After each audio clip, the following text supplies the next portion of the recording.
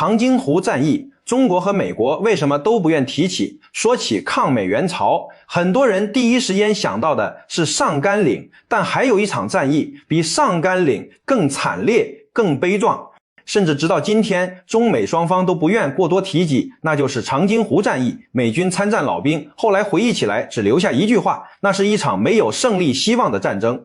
长津湖是朝鲜半岛北部最大的湖泊，也是出了名的极寒之地。1950年，志愿军进入这里时，正赶上50年来最冷的冬天，气温直接跌到了-40度。而我们的战士呢，因为入朝太匆忙，很多人身上就一层薄棉衣，冻得浑身发紫。入朝第一天还没开打，光冻伤就减员了800人。就是在这样恶劣的条件下，志愿军第9兵团接到了炸掉水门桥的任务。水门桥是美军撤退的必经之路，桥一断，美军就别想跑。志愿军战士每人扛着50斤炸药，用血肉之躯把桥面和底座都炸了个稀碎。可谁能想到，美军的后勤确实强悍，直接从日本空运桥梁构建，短短2天就把新桥架好了。你看，这边是志愿军在-40度啃冻土豆，那边是美军吃着罐头烤着火，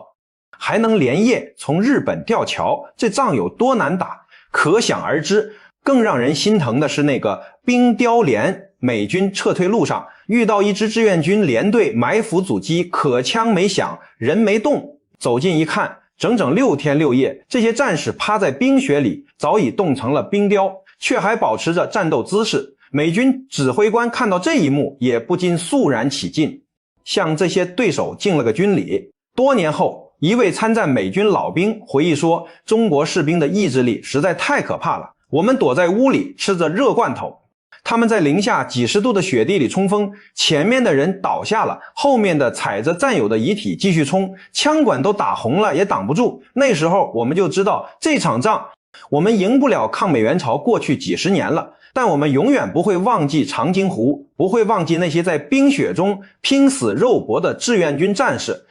正是他们用命换来了今天的安宁。